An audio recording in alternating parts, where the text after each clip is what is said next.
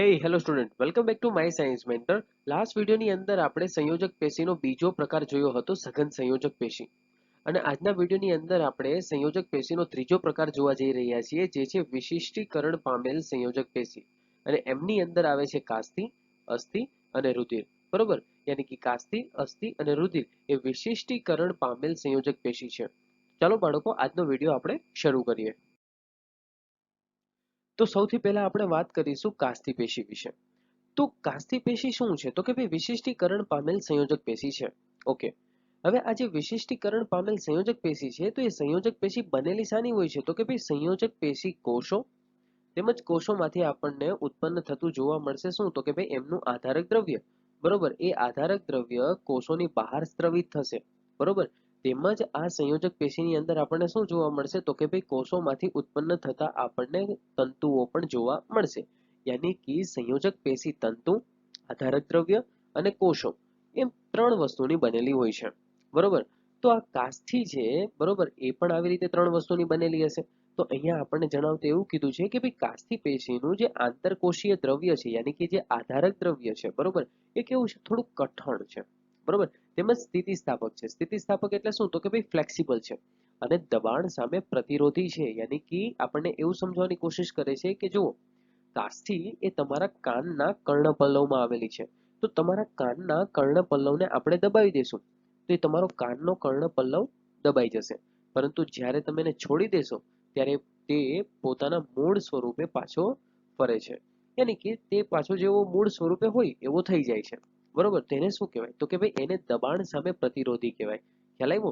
તો કાસ્તીનું જે આધારક દ્રવ્ય છે એ થોડું કઠણ છે, સ્થિતિસ્થાપક છે યાની કે ફ્લેક્સિબલ છે, તેમજ દબાણ સામે પ્રતિરોધી છે. ત્યારબાદ જણાવતા આપણને એવું કીધું છે કે ભાઈ આ પેશીના કોષો યાની કે કાસ્થી કોષો, બરોબર, કાસ્થી પેશી શાની બનેલી છે? તો કે ભાઈ કાસ્થી કોષોની બનેલી છે. હવે કાસ્થી કોષોને આપણે શું કહીશું ઇંગ્લિશમાં? તો કે ભાઈ કોન્ડ્રોસાઇટ્સ કહીશું.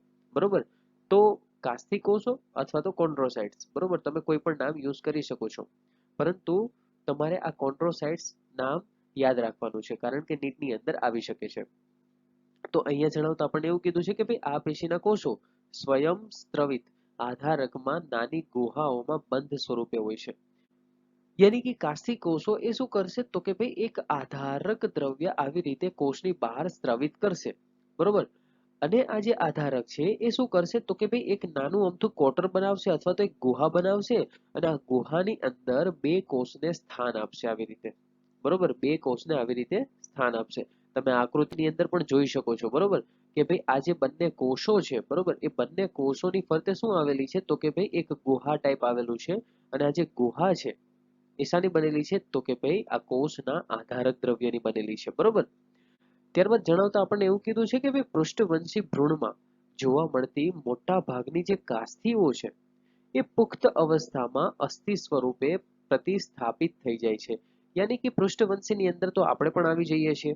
બરોબર, તો પૃષ્ઠવંશીની અંદર આપણે સસ્તન પણ આવી જઈએ છીએ. બરોબર, સસ્તન યાની કે માનવ. બરોબર, તો તમે જોઈ શકો છો કે જેટલા પણ પૃષ્ઠવંશી પ્રાણી છે, બરોબર, ઉભયલિંગી છે, પક્ષીઓ છે, બરોબર, સરીસૃપ છે, આ બધા પૃષ્ઠવંશી પ્રાણીઓ છે. તો પૃષ્ઠવંશી પ્રાણીઓ જ્યારે માતાના ગર્ભની અંદર હશે, બરોબર, જ્યારે માતાના ગર્ભની અંદર પોતાનો વિકાસ થતો હશે, બરોબર, ત્યારે એમની અંદર આપણને શું જોવા મળશે? તો કે ભાઈ કાસ્થી જોવા મળશે. બરોબર, અને જ્યારે માતાના ગર્ભમાંથી તે પોતે બહાર આવી જશે અને એ પોતાનો જે વિકાસ કરશે ત્યારે એ કાસ્થી એ અસ્થિની અંદર પ્રતિસ્થાપિત થઈ જશે. યાની કે અસ્થિની અંદર એ પોતે રૂપાંતરિત થઈ જાય છે. ખ્યાલ આવ્યું? એટલે આપણે મનુષ્યની વાત કરીએ તો મનુષ્ય પણ શું છે? તો કે ભાઈ એક જાતનું પૃષ્ઠવંશી પ્રાણી કહેવાય. બરોબર, તો મનુષ્યની અંદર આપણને શું જોવા મળે છે? તો કે જ્યારે બાળક એક ગર્ભની અંદર હશે, બરોબર, ત્યારે એમની અંદર આપણને જેટલા પણ હાડકા જોવા મળે છે એ કાસ્થી સ્વરૂપે જોવા મળશે. બરોબર, અને જ્યારે એ બાળક એ બહાર આવી જશે, બરોબર, અને એમની અંદર ગ્રોથ થવાનું ચાલુ થશે, બરોબર, ત્યારે એમની અંદર જેટલા પણ કાસ્થી છે, બરોબર, એ બધા અસ્થિની અંદર રૂપાંતરિત થઈ જાય છે. પરંતુ અમુક કાસ્થી, બરોબર, એ અસ્થિની અંદર રૂપાંતરિત થતા નથી. બરોબર, એ આ જીવન એ એમની બોડીની અંદર રહેશે. તો એ કયા કયા કાસ્થીઓ છે? તો કે અહીંયા આપણને જણાવ્યું છે કે કાસ્થી નાકનો ટોચનો ભાગ છે. બરોબર, યાની કે નાકના ટોચના ભાગે કાસ્થી આવેલા હોય છે.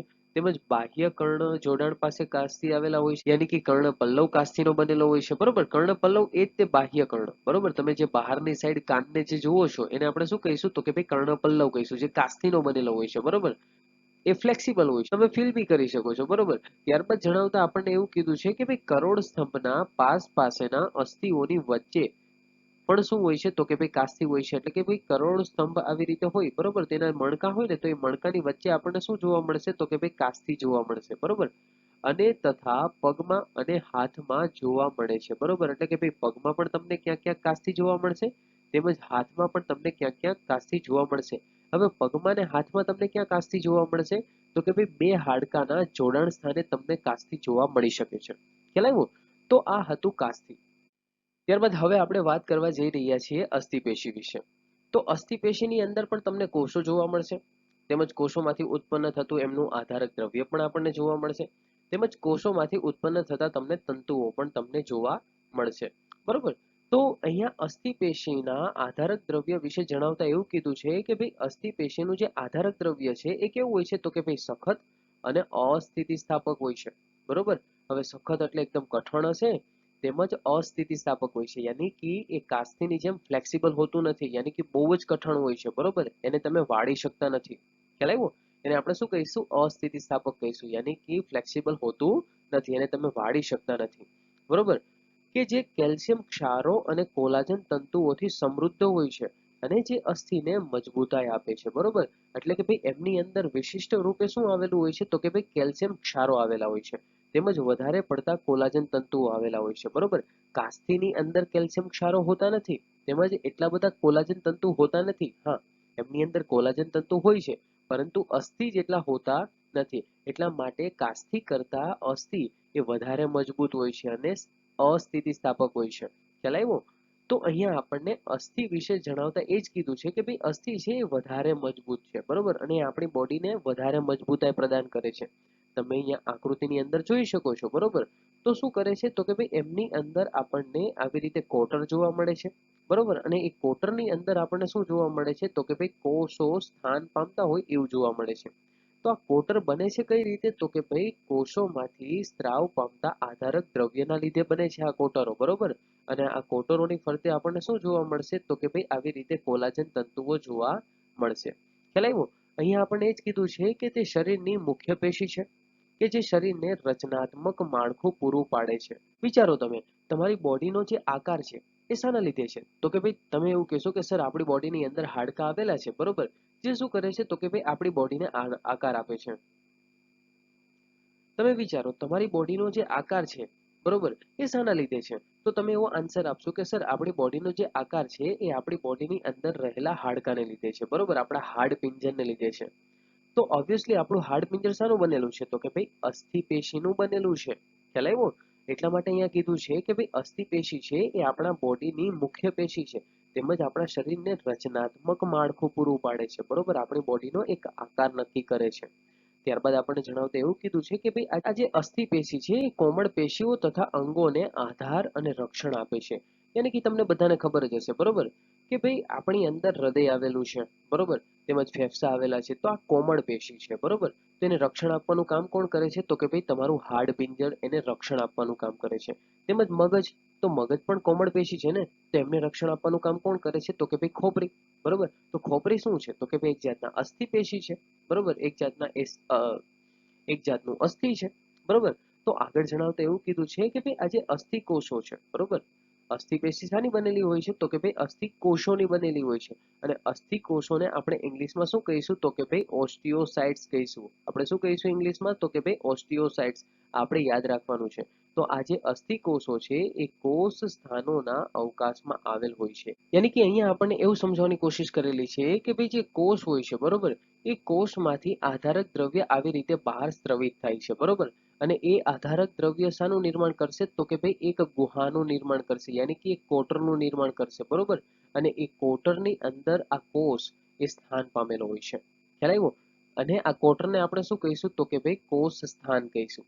બરોબર, તો કોષ સ્થાનની અંદર અસ્થિ કોષો સ્થાન પામેલા હોય છે. બરોબર, આટલી વસ્તુ યાદ રાખવાનું છે. અને આ અસ્થિ કોષોને આપણે શું કહીશું ઇંગ્લિશમાં, તો કે ભાઈ ઓસ્ટિયોસાઇટ્સ કહીશું. ત્યારબાદ આપણને જણાવતા એવું કીધું છે કે આ અસ્થિ કોષો યાની કે અસ્થિ કોષોની બનેલી આ અસ્થિ પેશી ક્યાં ક્યાં આવેલી હોય છે? તો અહીંયા આપણને જણાવતા એવું કીધું છે કે ભાઈ પગના અસ્થિ જેવા લાંબા સ્થિતિ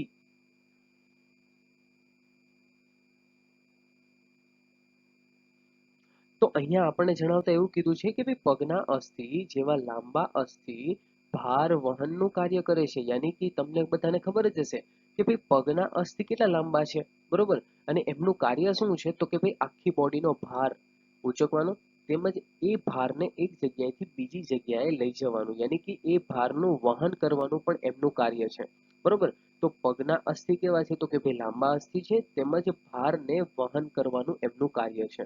ખ્યાલ આવ્યો?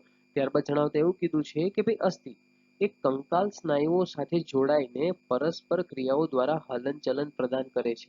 હવે કંકાલ સ્નાયુ એટલે શું તો કે ભાઈ ઐચ્છિક સ્નાયુઓ, બરોબર, જે આપણી ઈચ્છા અનુસાર ચાલતા હોય એને આપણે શું કહીશું? કંકાલ સ્નાયુઓ કહીશું.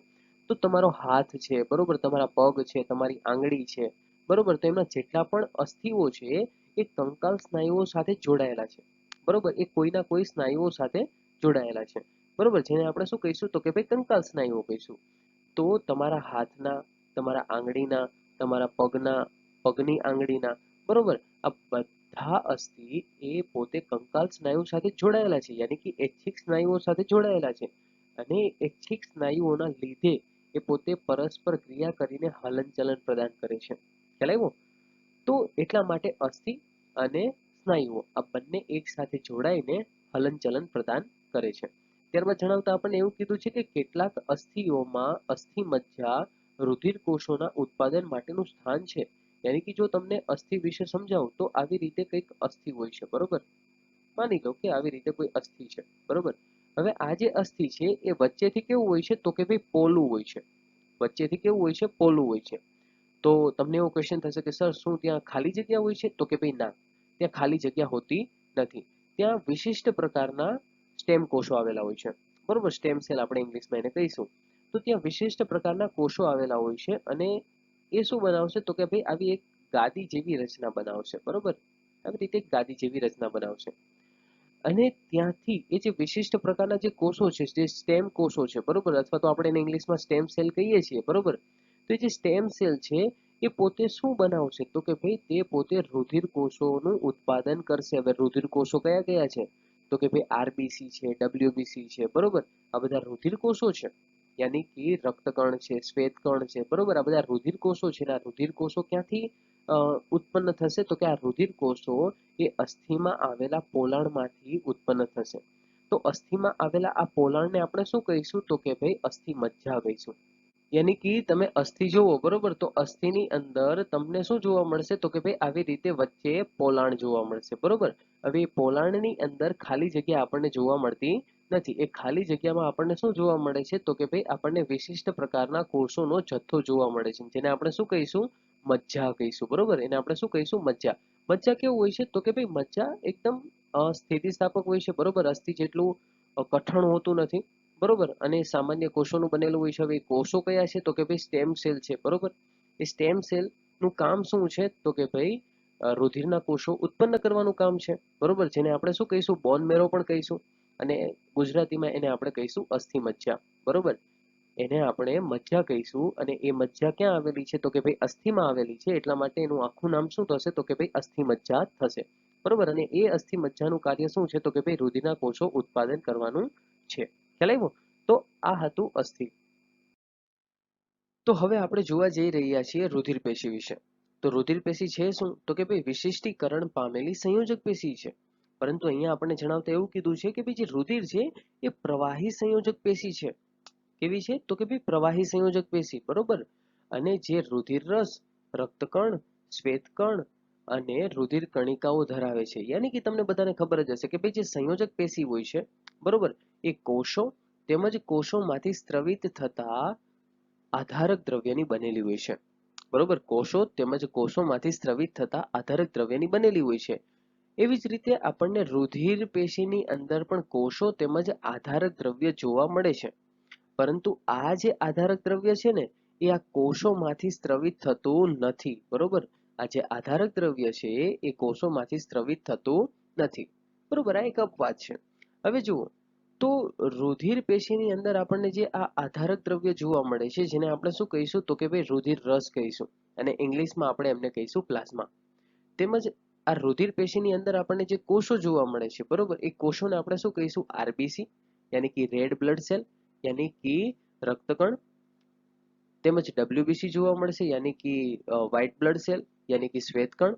તેમજ આપણને ત્રાકકણો જોવા મળશે અથવા તો રુધિર કણિકાઓ જોવા મળશે.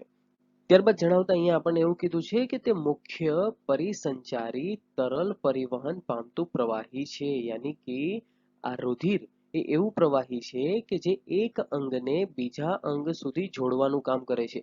યાની કે એક અંગમાંથી કોઈ પણ પદાર્થને બીજા અંગ સુધી પહોંચાડવું છે, બરોબર, તો એ આ રુધિર દ્વારા આપણે પહોંચાડી શકશું. એટલા માટે જ અહીંયા કીધું છે કે તે મુખ્ય પરિસંચારી તરલ પરિવહન પામતું પ્રવાહી છે, બરોબર.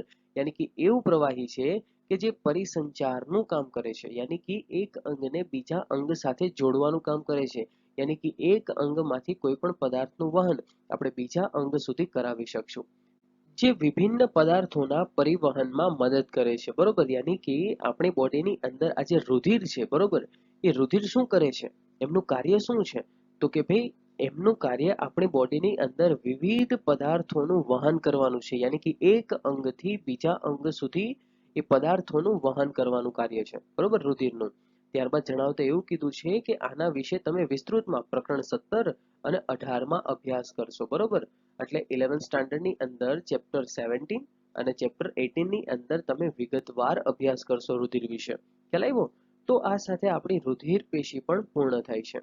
ખ્યાલ આવ્યો? અને આ સાથે આપણી સંયોજક પેશી પણ પૂર્ણ થાય છે. આ સાથે આપણો વિડીયો પણ પૂર્ણ થાય છે. આપણે મળીશું નવા વિડીયોની સાથે. ત્યાં સુધી બધાને ટેક કેર. Bye bye.